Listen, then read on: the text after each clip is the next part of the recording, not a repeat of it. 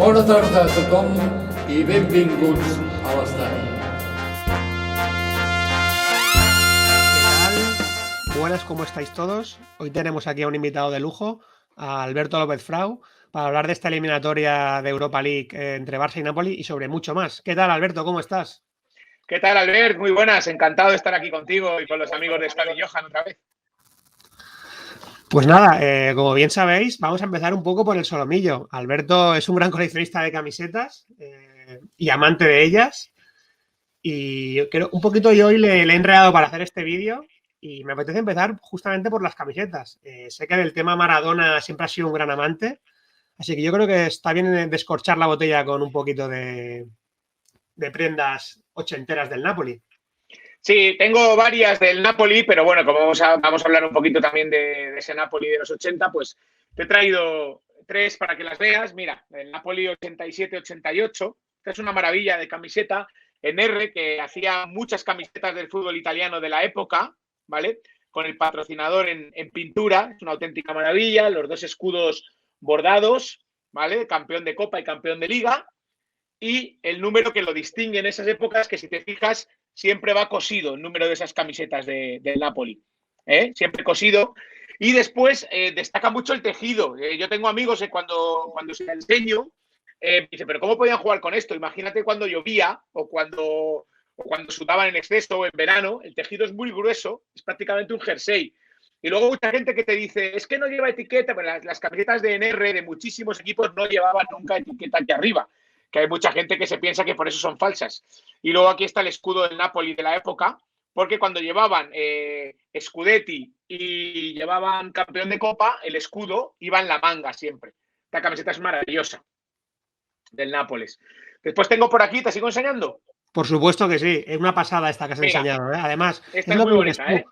Con muchos coleccionistas se habla de esto, ¿no? De que a lo mejor una camiseta réplica del Nápoles seguramente sea de mejor material que el original de la época, porque en aquella época, como dices tú, los materiales eran totalmente distintos a lo que hay ahora. Claro, si la gente me pregunta si esta camiseta la llevó Maradona, evidentemente no la llevó Maradona.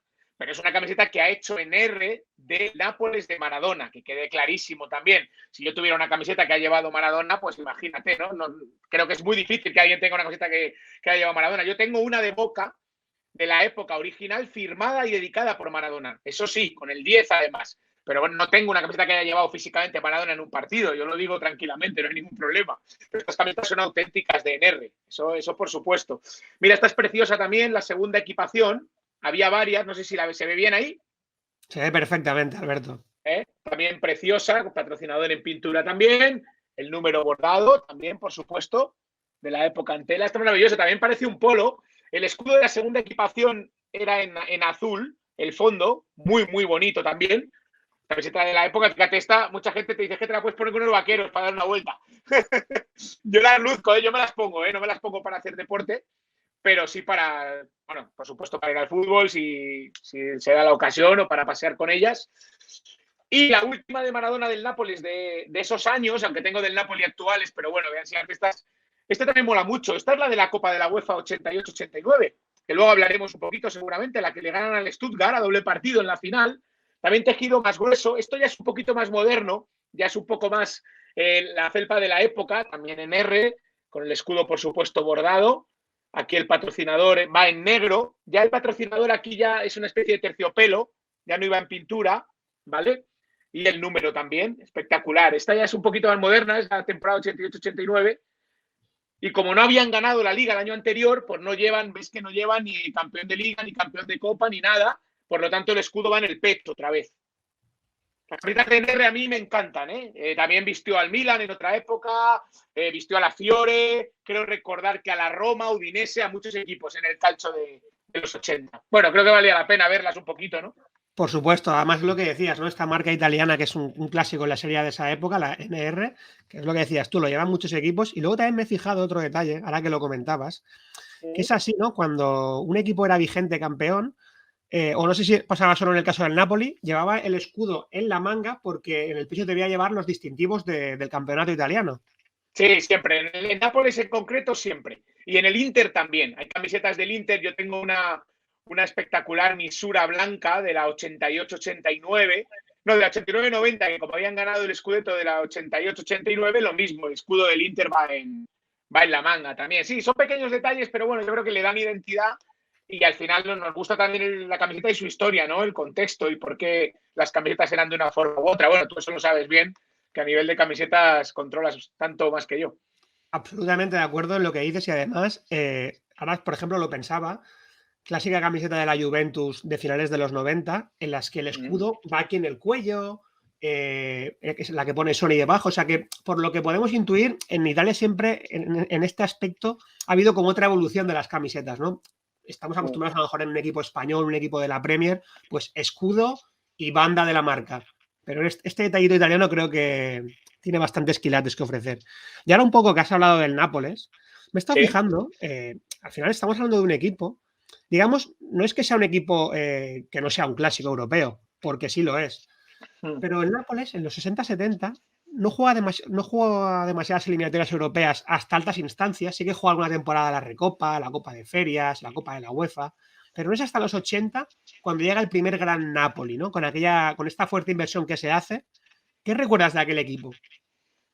Bueno, hay un antes y un después de la llegada de Maradona, lógicamente, efectivamente. El Napoli cuando puede mirar a la cara a los grandes de Italia es mediada la década de los 80 coincidiendo con la llegada de Diego. Había una diferencia y la hay actualmente también a nivel político, social, de contexto económico, siempre entre el norte y el sur de Italia, una rivalidad muy fuerte. Y en aquel momento el Nápoles era el orgullo, o sea, Maradona y aquel equipo era el orgullo del sur de Italia, ¿no? Que podía mirar a la cara a los equipos potentes del norte. Lo digo para darle un poquito de contexto, ¿no? Porque antes el Nápoles nunca había sido rival, salvo puntualmente, como tú comentabas, para el Milan, para el Inter o para la Juve, por supuesto. A partir de la llegada de Maradona, y no los primeros años, hay que recordar que Maradona llega a un equipo que está a punto de descender en el año 84 y le cuesta el primer Scudetto de Maradona, llega en el año 87, después de ganar el Mundial, no lo olvidemos. El primer Scudetto de Maradona es la temporada 86-87, aprovechando la inercia positiva del Mundial de México, llega ese primer Scudetto con Ottavio Bianchi en el banquillo, pero le costó mucho a Maradona también. Y ahí yo distinguiría el Gran Nápoles en dos equipos, ¿no? El que se inicia más o menos en la 85-86 hasta el año 88 y después el que gana la Copa de la UEFA, ¿no? Ante el Stuttgart. Son los dos grandes equipos. El de la delantera mágica, que era Maradona, Giordano y Carnevale, y después ya con la llegada de Careca y de Alemão, centrocampista Alemão, delantero Careca, brasileños, ya al final de la década que le dan un saltito de calidad extra al equipo. Justamente esto que acabas de comentar ahora me ha dado que pensar hace unos minutos, ¿no? Porque la delantera mágica, como bien decías tú, se refería a Maradona, Giordano y Carnevale, pero muchas veces la gente la confunde con la Maradona, Giordano, Careca, que solo están una temporada juntos, pero realmente es Carnevale. Eso es. Hombre, Careca era un delantero espectacular, mundialista con Brasil en el 90 y además se entendía muy bien con Maradona. Maradona tenía una posición indefinida en el campo, tú lo sabes, Albert, abarcaba todo el frente de ataque. Entonces Careca era un delantero que iba muy bien al espacio, inteligentísimo para el desmarque. Entonces Maradona lo que necesitaba es que los compañeros se le movieran por delante, porque él jugaba con mucha libertad. Entonces dependía mucho el éxito del equipo del entendimiento de la compenetración entre Maradona y sus compañeros. Y Careca fue un delantero que se entendía a las mil maravillas con Diego.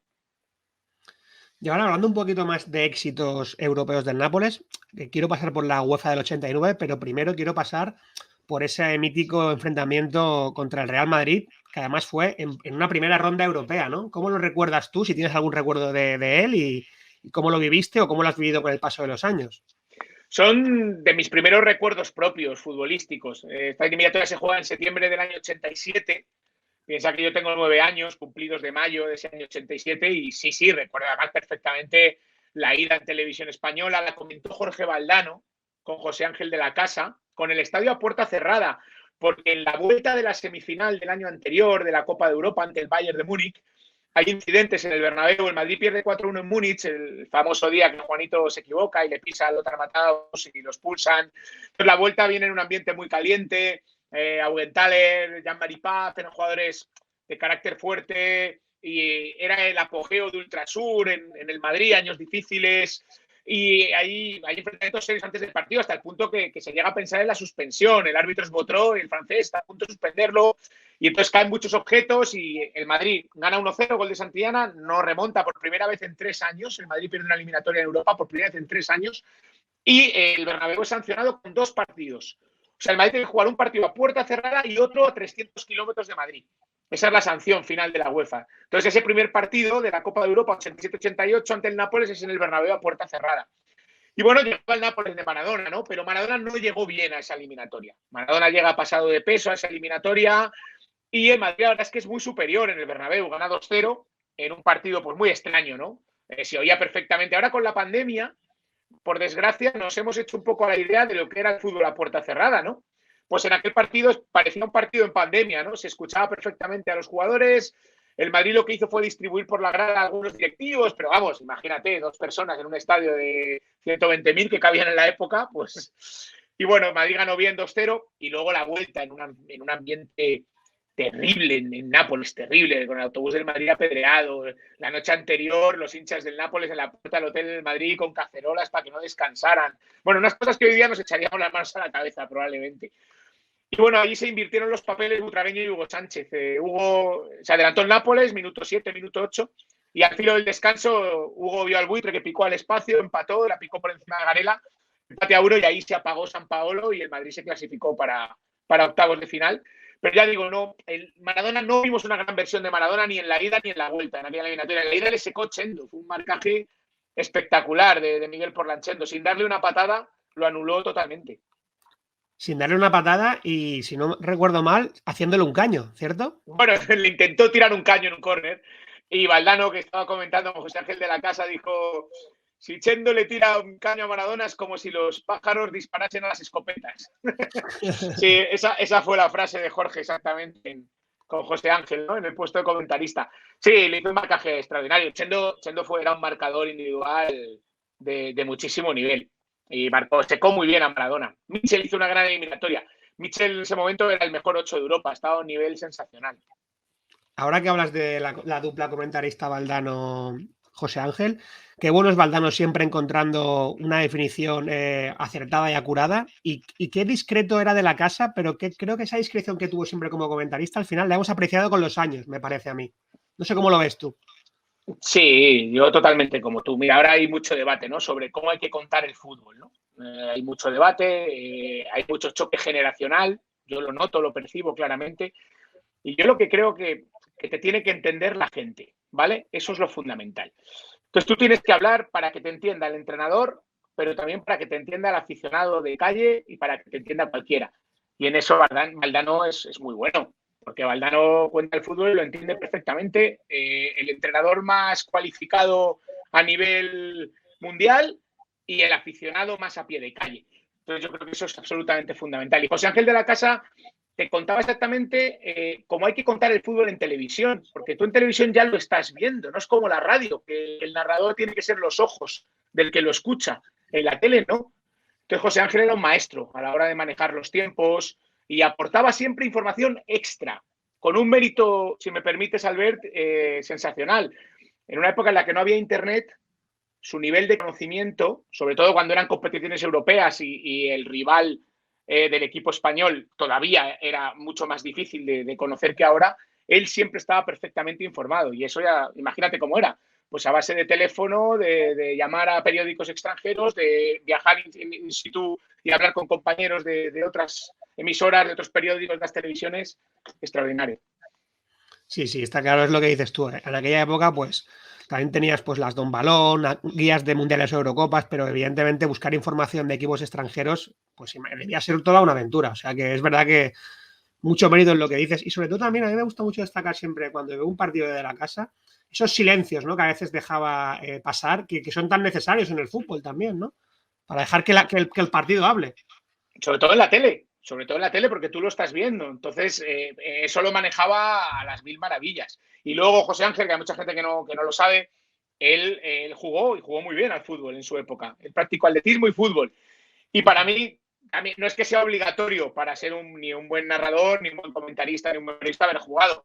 Pero bueno, siempre te da un plus. Entonces a mí había muchos comentarios de José Ángel que al haber jugado demostraban un entendimiento del juego que a mí como oyente en aquel momento, como niño prácticamente, y luego ya pues mayor, porque José Ángel estuvo narrando en televisión española hasta 2007, creo que era, no sé, aportaba siempre un extra a las transmisiones, un plus. Ahora, antes de irme y seguir con un poco en el Nápoles en la línea del tiempo, quiero hacer un pequeño inciso en ese Madrid que gana 2 UEFAs, ¿no? Y de cómo al final, a día de hoy, parece que solo valga ganar la Copa de Europa. Es cierto que la UEFA de los 80 no es la Europa League de hoy, porque la UEFA de los 80 la jugaba un segundo en Liga, la jugaba un tercero en Liga, la jugaban equipos realmente top europeos. Pero sí que creo que justamente esta mañana lo hablaba con un amigo madridista al que tú también conoces, a Carlos Arnaldo, y me decía que viendo el documental de Amazon del Madrid, que con la quinta del buitre y con las UEFAs de los 80, que se ha emocionado y que realmente también hay que saber poner en perspectiva, por ejemplo, cuando juegas una segunda competición europea y que ahora no se valora tanto quizá, ¿no? Pero no se valora porque es que, a ver, es muy difícil, nos daría para muchos más vídeos. En el fútbol ahora solo vale si ganas y es terrible. Y no solo si ganas, es que en el caso de los equipos grandes, si ganas un triplete. O sea, una temporada en la que un equipo gana Liga y Copa, si hablo de Barça y Madrid normalmente, ¿no? Y en la Champions caen eliminados pronto, la temporada ya es una castaña, yo no doy crédito. En aquellos años la Copa Europa solo la ganaba el campeón de cada liga y del segundo al quinto en las ligas importantes jugaban la UEFA. Entonces, esas 2 UEFAs que me decías del Madrid, pues jugó ante rivales extraordinarios, el Inter de Milán, el Anderlecht, el Tottenham Hotspur, el Rijeka, el Neuchâtel Xamax, bueno, equipos de ligas importantes europeas que no jugaban la Copa Europa. Incluso había años que se daba la paradoja que la UEFA tenía más nivel que la Copa Europa, porque si había habido una sorpresa en una liga y la había ganado un outsider, con todo el respeto, un Leicester de la época, para que te hagas el una Verona. idea, como el Elas Verona del año 85, efectivamente, pues si de repente ganaba la liga un equipo así, pues imagínate la UEFA que tenías con el Milan, con la Juve, con el Nápoles, con la Fiore, con la Roma, ¿no? Pues eso sucedía mucho en los años 80. Y esas 2 UEFAs, además, el Madrid venía un poco de una depresión, de unos años en los que ganan 2 ligas la Real, 2 el Athletic y una el Barça. Entonces el Madrid desde el año 80 hasta el año 86 no gana ninguna liga. En el año 83 pierde los 5 campeonatos, queda segundo en Liga, queda segundo en la Recopa, que pierde la final con el Aberdeen, pierde la Copa con el Barça en Zaragoza, pierde la Copa de la Liga con el Barça. Entonces, al final, volver a ganar un título importante, como fue la UEFA 84-85, pues en el Madrid se sentó muy bien. Encima la ganó con una serie de remontadas extraordinarias, especialmente la del Anderlecht y la del Inter. La del Anderlecht en octavos, que es el gran primer partido de en Europa, y la del Inter en semifinales, ¿no? La verdad es que sí, luego el rival fue un poquito más flojo en la final, el Videoton, pero el desarrollo de la competición con remontadas en casa fue tremendo. Y para cerrar el tema Napoli-Maradona, yo, por ejemplo, los dos, sobre todo el documental en el que más he aprendido del Diego es el de Maradona de Asif Kapadia. Y también me impactó bastante la última película de Sorrentino, Ha estado la mano de Dio, en la que también se narra, sin hablar de fútbol, sí que se narra un poco la llegada del Diego a Nápoles. Tú, no sé si destacas esos dos, o hay alguna pieza de Maradona audiovisual que te haya impactado, que te haya gustado, que hayas consumido después con los años. Bueno, que pudimos ver. El que pudimos ver el año pasado, el Maradona, yo lo vi en Movistar con imágenes inéditas de la presentación, de su vida en la ciudad, algunos pasajes muy duros, de cómo él va cayendo también como persona allí, imágenes de vestuario, que a mí me llamó la atención que con todos los años que hayan pasado, esas imágenes nunca hubieran visto la luz antes, ¿no? Pero la verdad es que son extraordinarias y, bueno, fíjate, como si fuera la época de los romanos, cuando él va a salir el día de la presentación, cómo ruge ese San Paolo con 80.000 personas y él saliendo como si saliera de los bajos del anfiteatro, ¿no? Hacia arriba. No sé, todo lo de Maradona ha sido desmesurado durante toda su vida y en Nápoles encontró la ciudad ideal para sentirse futbolista y para sentirse él, ese salvaje que llevaba dentro, ¿no? Pero, sin embargo, también era una ciudad pues que le llevó a terminar como terminó, probablemente, ¿no? Bueno, la vida de Maradona, Valdano dijo un día que no iba a poder descansar ni muerto, ¿no? Algo así. Y es verdad, y es que es verdad. Lo estamos viendo, ¿no? Al final, yo me quedo siempre con el Maradona futbolista y no he visto otro igual y en Nápoles tocó el cielo con las manos. Es lo que dices, es impactante, creo que es al principio del documental, cómo o sea, la imagen de dentro del coche y el coche llegando al estadio, todo lleno de gente, la locura. Esas imágenes, o sea, valen un potosí, ¿eh? O sea, yo no sabía ni que existían, la verdad. O sea, me pareció No, no, impactante ni yo. que estuvieran ahí disponibles. Y ahora, yendo al Napoli post-Maradona, a mí me impacta mucho una eliminatoria que hay con todo el equipo español contra el Valencia, en verano del 92, con esos 5 goles de Fonseca. No la viví porque mis primeros recuerdos son de un par de años más tarde, pero ¿qué me puedes contar de ese Nápoles ya post-Maradona y de esa eliminatoria? Era un buen equipo, ¿eh? Es el verano del 92, temporada 92-93, lo entrenaba Claudio Ranieri y se enfrenta ante el Valencia de Gus Hiddink, que a comienzos de los 90 era un equipo que jugaba muy bien al fútbol en España. No consiguió los resultados que en principio podíamos pensar que podía lograr, porque era un equipo muy alegre, con Leonardo, con el director deportivo del Paris Saint-Germain en banda izquierda, con Pénez y Álvaro Cervera, el entrenador hasta hace poco del Cádiz, arriba un mediocampo con Roberto, con Tomás, centrocampistas españoles de la época de buen nivel, Roberto internacional, aún aguantaba el Olaya, el libre era Miodrag Belodedici, el rumano que había sido campeón de Europa con Estrella Roja. Pero bueno, llegó el Napoli a Luis Casanova en aquel entonces a Mestalla y la verdad es que arrasó. De la época de Maradona aún quedaba Ciro Ferrara en el centro de la defensa antes de irse a la Juve. Franco Zola, que tomó el relevo de Maradona en el Nápoles, arriba Daniel Fonseca, estaba Giovanni Francini todavía, el defensa de la época de Maradona, había llegado Giovanni Galli, el primer gran portero del Milan de Sacchi, y la verdad es que fue un nuevo color en Mestalla, en 1-5, el Valencia con Hiddink era un equipo muy alegre y se encontró al Nápoles de Ranieri presionando a la contra mortal de necesidad. Tenía un sueco en medio campo, se llamaba Jonas Stern, que era un jugador que tocaba bien la bola, que saltaba muy bien a la presión y le arrasó. Pero luego fíjate cómo era el fútbol de la época. En la eliminatoria siguiente el Nápoles cayó eliminado con el Paris Saint-Germain. O sea que después de aquella exhibición, en la siguiente eliminatoria en octavos cayó eliminado, 16avos, perdón. Sí, bueno, es lo que decimos, ¿no? Que justamente también hablamos de una época quizá pre-Bosman y en la que cualquier equipo en Europa te podía dar el susto. Y bueno, sí. Lo vemos con el Nápoles, con el Valencia y luego con el PSG, con el Nápoles. Con el primer PSG previo a Qatar Sports Investment, pero que también fue un gran equipo aquel primer gran PSG. Que ahora podríamos bueno, claro. vueltas, pero... Sí, claro, con Wea, con Ginola, con... Bueno, ese en concreto esa temporada no, pero el de la temporada siguiente ya sí, el que se enfrenta con el Madrid precisamente en la UEFA, en cuartos, ya tiene a Baldo, a Wea, Ginola, Ricardo, portero Lamá, sí, un equipazo. Sí, aparte, no sé si recuerdo mal, pero eliminó al Madrid y al año siguiente al Barça en Copa de Europa, creo, también, ¿no? O a los eliminó al Madrid 2 veces seguidas, ese año en la UEFA y la siguiente en la Recopa, y luego al Barça en la Copa de Europa. Y bueno, entonces también, desde ese año que juega contra el Valencia, el Nápoles, hasta ya el siglo XXI, no hay prácticamente partidos importantes contra equipos españoles. Y es por un motivo, porque el Nápoles, digamos que un poco desaparece del panorama fútbol porque desciende a las catacumbas del fútbol italiano, como le ha pasado también a veces a la Fiorentina, a Parma. De toda esa época, ¿qué nos puedes explicar?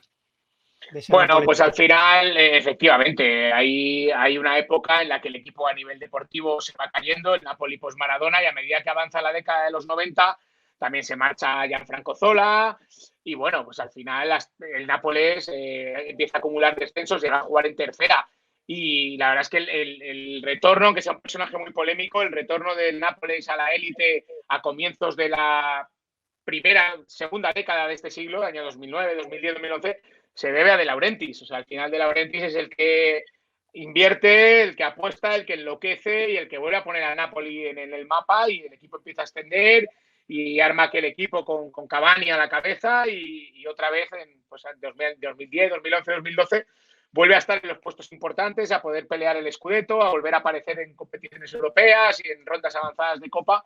Pero sí, el ocaso fue terrible. Mediados de la década de los 90, finales y comienzos del siglo XXI, pues lo pasó muy mal, hubo riesgo de desaparición y fueron años muy, muy, muy difíciles.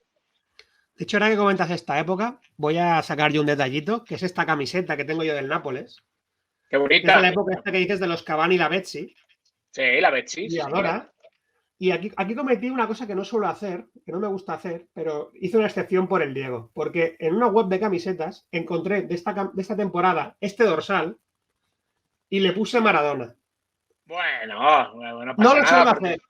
pero es una licencia que a lo mejor con una camiseta del PSG actual, ponerle Gua lo vería horrible. Pero con Maradona no es una camiseta, digamos, homologada, pero es una excepción que hice y que no me arrepiento, la verdad. No, el año pasado que sacaron una muy bonita, que era con los colores del Nápoles y de Argentina, yo la tengo con el 24 de Insigne, pero tenía la opción de ponerle el 10 de Maradona. Si yo no hubiera tenido estas que te he enseñado de los 80, le hubiera puesto a esa el 10 de Maradona seguro. O sea que al final es una licencia que yo creo que te puedes permitir. Y de hecho, ahora que volvemos a esta época ya más actual del Nápoles, me quería fijar en una cosa que además voy a aprovechar que a ti muchas veces te hacen este juego en Radio Marca con las preguntas y te voy a hacer una pregunta a ver si la sabes. Yo creo que sí la vas a saber, pero una trampita.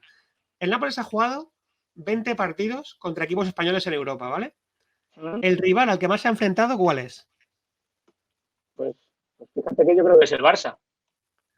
Es el Villarreal. He flipado. ¿Ah, sí? Ah, pues mira, no lo sabía. No lo sabía. He flipado con ese, Alberto, porque claro, se enfrentan en Europa League, dos enfrentamientos son 4 partidos, que los dos los pasa el Villarreal, y luego tienen aquel famoso enfrentamiento, que es fase de grupos, que es Bayern de Múnich, Manchester City, Napoli y Villarreal. Y Villarreal. En la 11-12, sí, señor. No me acordaba, sí. No me acordaba. A veces uno tiene más facilidad para recordar cosas de hace 40 años que de hace... Total. Es verdad, pues sí, no me acordaba.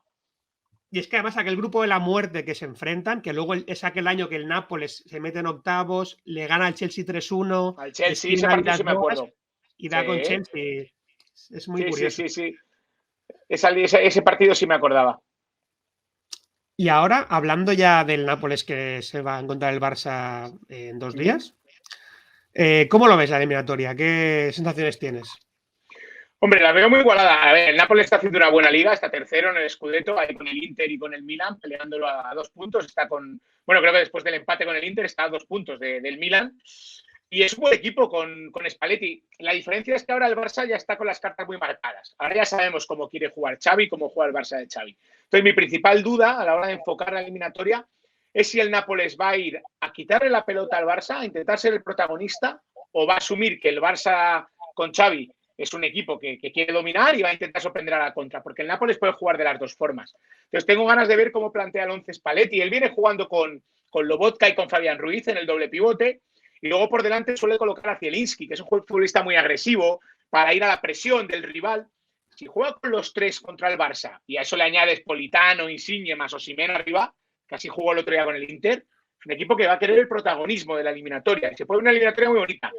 Si por el contrario opta por un perfil en medio campo, por dar entrada a Zambo Anguissa, por ejemplo, que aquí lo conocerás bien de cuando estuvo por aquí en el Villarreal, y ya quiere blindarse un poquito y ceder un poco la iniciativa al Barça, yo creo que ahí el Barça va a dominar, pero puede sufrir mucho con las transiciones del Nápoles. Tengo curiosidad por ver, porque yo sé cómo va a jugar Xavi. Xavi no va a especular. Xavi va a ir a tener la pelota y a dominar, le saldrá mejor o peor, pero yo sé cómo va a jugar Xavi. Pero no sé qué va a hacer Spalletti. Tengo curiosidad, la eliminatoria es muy bonita, ¿eh? Claro, y sobre todo, se ha hablado mucho también estos días aquí en Barcelona, se habla mucho en la previa de quién es favorito, y prácticamente todo el mundo le otorga el papel al Nápoles. Yo tengo mis dudas en cuanto a que al final en Europa creo que el Barça tiene un pedigrí, pero también es verdad que no sé si ese pedigrí a lo mejor en la Europa League se puede trasladar tal cual. Al final la Europa League es una competición que también te quita un poco de presión, seas el Napoli o seas el Brujas, creo, ¿eh?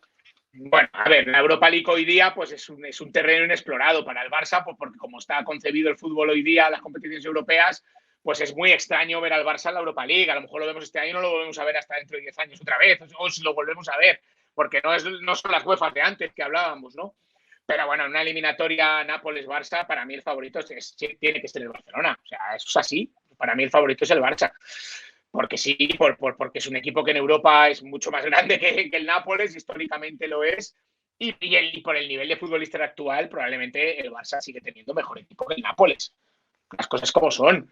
Entonces, yo creo que el favorito es el Barça. ¿Que el Nápoles puede eliminar al Barça? Sí, claro que puede, tiene armas para ello. Pero si tuviéramos en este juego que es tan periodístico, ¿no? De tener que señalar a un favorito, que a mí no me gusta hacerlo, pero yo creo que una eliminatoria, el favorito es el Barça. Sí, no sé si estarás de acuerdo conmigo, ya con las eliminatorias de Champions que también empiezan esta semana, de cómo puede afectar esto de haber eliminado el valor doble de los goles y sobre todo si estás a favor o en contra, ¿qué te parece? O sea, más que a favor o en contra, ¿qué te parece? Y si crees que, porque por ejemplo, un PSG Real Madrid, si el Madrid hoy gana 1-2 en París, puede decir que la eliminatoria está muy a favor del Madrid, pero claro, es que no deja de ser un 2-1 a la vez, porque luego el PSG un 0-1 se puede meter. Y digo lo mismo del Barça-Napoli. Creo que lo cambia todo mucho. Lo cambia todo y lo iguala todo mucho más. Antes un 1-2 era un resultado devastador para el local porque le obligaba a ganar 0-2 fuera de casa. Ahora con un 0-1 el partido se va a la prórroga. Entonces yo creo que lo iguala todo mucho más. Y hay gente que le dice que le da más valor a la localía. Bueno, le da más valor a la localía, vale, porque no tienes el miedo ese de antes, ¿no? A lo mejor una eliminatoria 1-0 habías perdido fuera de casa. Ibas en casa ganando 2-0, minuto 89. Entonces te daba mucho miedo ese gol del rival porque te eliminaba. Ahora ese gol del rival te manda el partido a la prórroga. Entonces te da un poco más de tranquilidad a la hora de remontar una eliminatoria. Pero tenemos que esperar, yo creo, unos años para ver cómo afecta y cómo afecta en las decisiones de los entrenadores, ¿no? De cara a plantear los partidos. Yo he crecido así. Bueno, en la Copa, en la Liga Española, tardamos en incorporar el gol que valiera doble. Y ahora, sin embargo, para quitarlo sí nos hemos alineado con UEFA y lo hemos hecho a la vez. Entonces, bueno, yo unos años que en España no valía doble y en Europa sí valía doble. Y ahí podíamos ver un poco la diferencia en la Copa del Rey y en la Liga, en la UEFA y en la Recopa. Perdón, en la Copa Europa, la UEFA y la Recopa. Ahora tenemos que esperar un poquito. Yo creo que lo iguala todo. Si tuviéramos que decir algo ahora, lo iguala todo. Qué bueno esto de... No sabía que había habido una disparidad ahí entre Copa Española y Copas Europeas. Sí, bueno. no te sé decir ahora el año, pero en España en la Copa del Rey lo mantuvimos unos cuantos años. Te diría que bien entrada la década de los 90. Y ahora, por cerrar y hablar de algún nombre propio del Nápoles, ¿Sí? me quedo con Víctor Osimhen, un jugador al que, sinceramente, en el Nápoles he visto jugar menos, pero que me impactó mucho su primer año en el Lille, que ya le vale su fichaje para el Napoli. He visto también que viene justo de lesión, se perdió la Copa de África por COVID, una operación muy aparatosa en la cara, se ve. Pero es un jugador que creo que puede ser un gran peligro para el Nápoles y en este caso para el Barça. Sobre todo porque el Barça es un equipo por hacer, ¿no? Y el nivel defensivo es donde más se está resintiendo, ¿no? Lo vimos el otro día en Cornellà al Prat perfectamente. El Barça atrás sigue un poco cogido con alfileres. El otro día no estaba Dani Alves, tuvo que jugar con Serginho Dest, tuvo el percance de la lesión de Araujo, entró Eric Frío y no tuvo probablemente sus mejores minutos.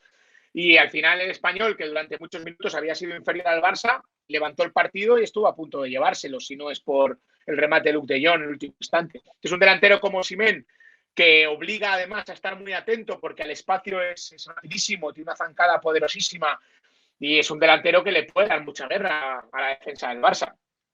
Sí, es una pena esta temporada porque tú lo has dicho, se ha perdido la Copa de África después de la lesión en la cara que lo tuvieron que operar, tuvo el COVID y entonces ha perdido mucho ritmo. Aún así lleva 6 goles antes de la lesión.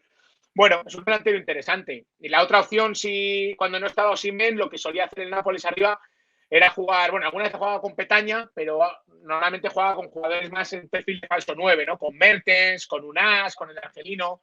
Bueno, probaba otras cosas, pero con Osimhen bien, Osimhen es el titular, claro. Sí, porque ahora que hablas de Dries Mertens, claro, al final yo creo que Mertens, un poco sin que nos demos cuenta, ahora ya es un delantero centro de facto, o sea, siempre juega de 9 o de falso 9, pero recordamos que al principio de su carrera hoy era un jugador que jugaba más la banda, más la media punta. Ahora sí que se le ve a veces jugar de media punta, pero casi siempre de 9, o sea, ya es su posición natural ahora mismo. Sí, bueno, al final es una reconversión. Entonces, todo viene, no me acuerdo si es la 15-16 o la 16-17, en la que hace 28 goles jugando arriba. Es una auténtica barbaridad. Aquello fue un recurso de Mauricio Sarri, que en un momento determinado vio que tenía posibilidad de jugar arriba y le gustó. Y bueno, le gustaba jugar con Callejón e Insigne en los costados y con Mertens arriba. Y aquel equipo pues funcionaba muy bien así. Y ahí se convirtió en delantero. Hace un lustro ya que prácticamente juega como delantero de 9. Es un futbolista con perfil, tú lo has dicho, bien de segundo punta o en un 4-2-3-1 para partir de un costado. Pero sí, yo ya le considero un delantero también. No ha vuelto a tener, también es verdad, las cifras goleadoras de aquella 16-17. Es que son 28 goles, es una salvajada, lo que hizo aquel año con Mauricio Sarri en el banquillo. Números de Pichichi pre-Cristiano y Messi, vamos. Claro, exacto, sí, señor. Sí. Y bueno, ya para cerrar un poco, también pensaba esta mañana, ¿no? En que al final la ronda, 16avos, y el horario, 18:45, enfrían un poco, yo creo, el ánimo del aficionado culé, pero el rival, que es el Nápoles, que podría ser perfectamente un octavo de Champions de final, como ya fue hace 2 años, te lo calienta, ¿no? Sí, en fase de grupos la Europa League siempre con las alineaciones de los entrenadores vemos lo en serio que se toman la competición.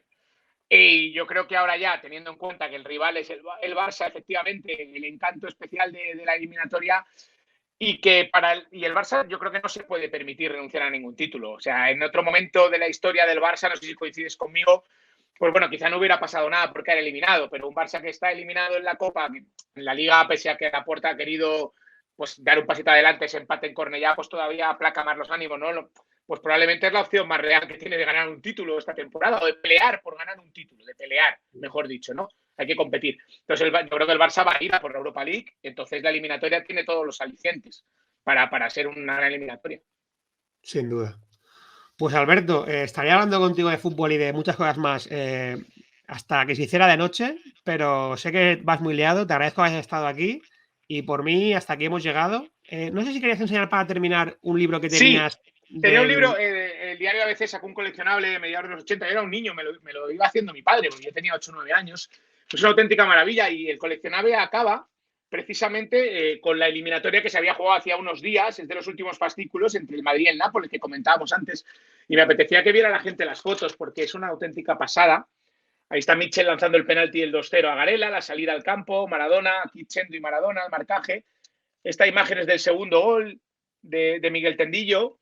La verdad es que son fotos que merecen la pena. Fíjate esta imagen de Garela y Bullo abandonando el terreno de juego. Solana, una ocasión aquí que le saca Claudio Garella. Ricardo Gallego, la ficha. Fíjate, el Nápoles ese día jugó con Garella, Ferrara, Bruscolotti, Renica, Ferrari, Sola, Romano, De Napoli, Bagni, Maradona y Giordano. Ese fue el 11 del Nápoles en el Bernabéu. Y luego la jugada que te he explicado de San Paolo en la vuelta, contada por Butragueño, una entrevista, el pase de Hugo al espacio y cómo el buitre la pica. Es una auténtica maravilla este coleccionable. Imágenes de la vuelta también. Fíjate el ambiente, el contraste, ¿no? El Bernabéu a puerta cerrada y el contraste extraordinario en San Paolo. Fíjate qué imágenes. Es espectacular. Sí, sí, muy bonito. maravilloso. La verdad que muy bonito. Todo esto, la verdad, que con el paso del tiempo gana, para mí al menos, mucho valor. También, sí, claro. Esa infografía que has enseñado del gol del buitre es muy característica de esa época, ¿eh? Muy ochentera, noventera en la prensa. Muy sí, bueno. Muy sí, bueno. explicar una jugada, ¿no? Ten en cuenta que ahora tenemos información hasta en la sopa. Entonces, tú ahora estás viendo un gol, te lo has perdido, te vas a Twitter y a la lupita y pones el gol. Lo que me pasó a mí con la entrada de Asensio, que no la pude ver en el momento en directo, fui a la lupita de Twitter, Asensio, entrada, y te salía la ruletita de Asensio y la entrada. Antes tú veías un partido en la tele, si llegabas tarde y llegabas a las repeticiones que resumían el partido, hacía 5 minutos del partido después de que acabara, y si no, o al telediario de la noche o al del día siguiente, y si no, ya no lo veías como suena.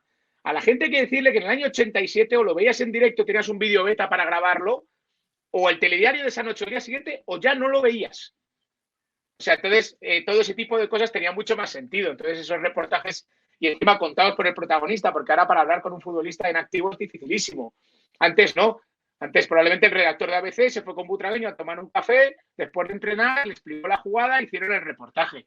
La auténtica maravilla. Si el jueves Pierre-Emerick Aubameyang hace un golazo, pues a ti, si del viernes pudieras irte con él a tomar un café y que te contara ese golazo, sería espectacular, ¿no? Pues esas cosas se podían hacer antes y tenían todo el sentido del mundo, además. La teoría de la manta, ¿no? Ahora tenemos el gol para verlo hasta que ¡Claro! nos cansemos, pero al futbolista no. Yo no sé si te pasará. Yo hay jugadores, bueno, ya no, bueno, del Real Madrid a lo mejor un poquito más o del Barça, pero hay jugadores de primera que a lo mejor no les conozco la voz. No sé cómo, por la voz no les reconocería. El otro día alguien se preguntaba, ahora no recuerdo quién era en Twitter, que nunca había escuchado la voz de Dembélé. Claro. Bueno, yo ahora que lo dices, pues creo que tampoco. Solo están en este famoso vídeo que le preguntan en el Rennes, oye, ¿eres zurdo o diestro? Y él dice primero, bueno, soy zurdo porque lanzo, chuto siempre con la izquierda. ¿Y los penaltis? Los penaltis con la derecha porque me va mejor con la derecha. Eso es lo único que es un poco como un meme de propio. O sea, tú fíjate, en la época de Twitch, YouTube, Twitter, Instagram, Facebook, lo que quieras, el futbolista está más lejos que nunca del aficionado. Es para que nos lo hagamos mirar, ¿eh? Sí. Y realmente es una cosa sobre la que da para otro programa, y es que además siempre lo pienso, ¿no? Que algún día este paradigma tiene que volver a darse la vuelta como una tortilla. Y yo tengo la esperanza de que algún día, no sé si dentro de 10 años o de 40, pero como en la vida todo va y viene, en la moda todo va y viene, en el fútbol todo va y viene, no lo descarto y tengo esa esperanza. No sé si lo veremos, pero nosotros vivos, pero es que espero que sí, pero creo que algún día volverá a pasar. Un día hacemos un vídeo de todo eso. Yo me voy perfilando una idea de lo que creo que pasa, pero da para largo y tendido. Un día lo hablamos. Muy bien, compañero. Pues ahora sí, que te he vuelto aquí a robar otros minutos más. Nada, un placer enorme. Ha sido un placer. Muchas gracias por estar aquí en el canal de Esta de Johan. Y nada, hasta la próxima, Alberto. Cuando queráis. Me gusta además la forma en la que tratáis el fútbol y por encima de los colores, que hoy día a veces traen conflictos desafortunados, es una maravilla. Aquí me tendréis siempre que queráis. Muchas gracias, compañero. Chao, chao. Un abrazo. Chao, crack.